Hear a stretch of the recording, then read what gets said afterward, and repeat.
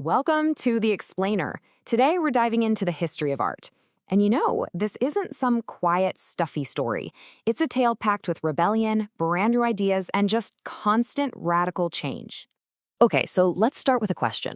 What could a 40,000-year-old cave painting possibly have in common with a can of soup from the 1960s? I know, it sounds a little weird, but the answer tells you pretty much everything you need to know about what art is and how it works. The answer is they're both rebels. They're both key chapters in this long, dramatic story about breaking the rules. So, to really understand art history, we're not going to sit here and memorize dates. Instead, we're going to follow the innovators, the people who looked at the rules and said, yeah, I think I'll do it differently. So what is this story all about? Well, let's kick things off with Section 1, A Story in Pictures. Art history is so much more than just looking at pretty pictures. Think of it like a visual diary for all of humanity.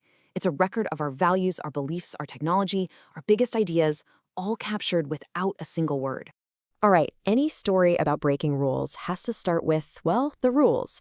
And for centuries, Western art had a very clear rulebook. So that brings us to Section 2, the Classical Rulebook. For over 2,000 years, think about that.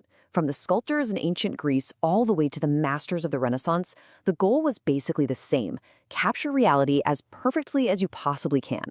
This was so important that official art academies were actually set up just to enforce these rules.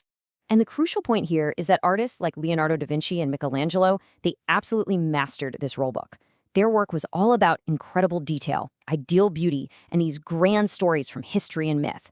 The whole goal was to make the painting a perfect, flawless window onto another world. But, after centuries of just perfecting realism, artists started to get a little antsy.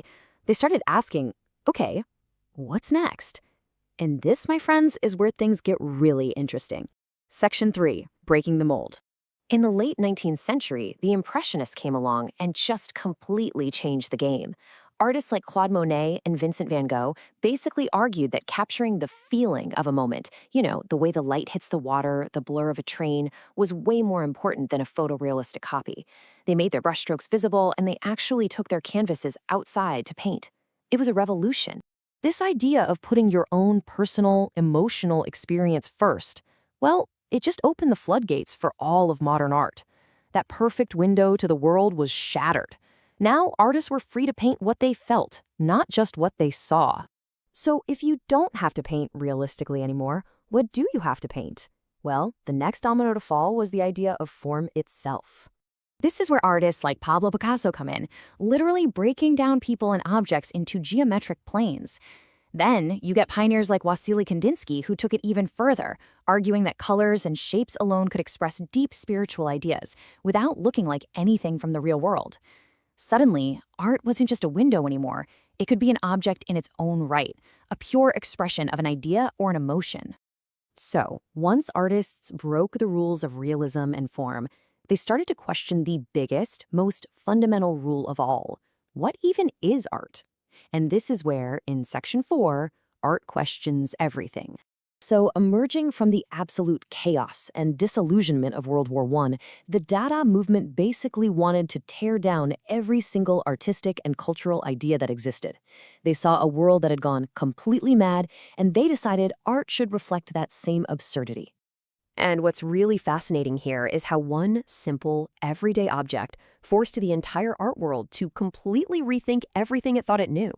So, get this. Marcel Duchamp didn't make anything. He just went out, chose a urinal, signed it with a fake name, and put it in an art gallery. His argument was revolutionary. He said the idea of the artist, the act of choosing the object, that was the art, not the technical skill of making it. That question just blew the doors wide open. Is art about skill, or is it about the idea? And that very question led directly to the next huge cultural shift: pop art. Andy Warhol took Duchamp's idea and just applied it to the new age of advertising and consumerism. He argued that the things we see every single day, soup cans, Coke bottles, pictures of movie stars, those are the important images of our culture. And by putting them in a gallery, he forced us all to ask if there was really any difference between high art and everyday pop culture. So, after a century of just breaking rule after rule, where does that leave us? Let's look at our final section: how we see art today. Well, what it means is there's no single right way to look at art anymore. That straight line of progress toward one perfect goal is gone. Instead, what we have are all these different lenses we can use to understand it. For example, a modernist might ask, is this a good painting based on its colors and lines? But a postmodernist would find that question kind of boring, and instead ask, is this work part of an interesting conversation? And then a feminist critique would ask something totally different, like, whose story is being told here and whose is being left out? As the critic Arthur Danto put it, we reached the end of art. Not that art stopped, but that the single, linear story was finally over. Today, the story of art isn't over at all.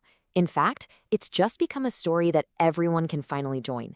Institutions and museums are actively re-examining history, challenging those old narratives, and working really hard to include more diverse voices and stories that were ignored for way too long.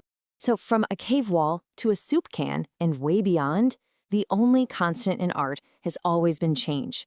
This whole evolution leaves us with a really fascinating question.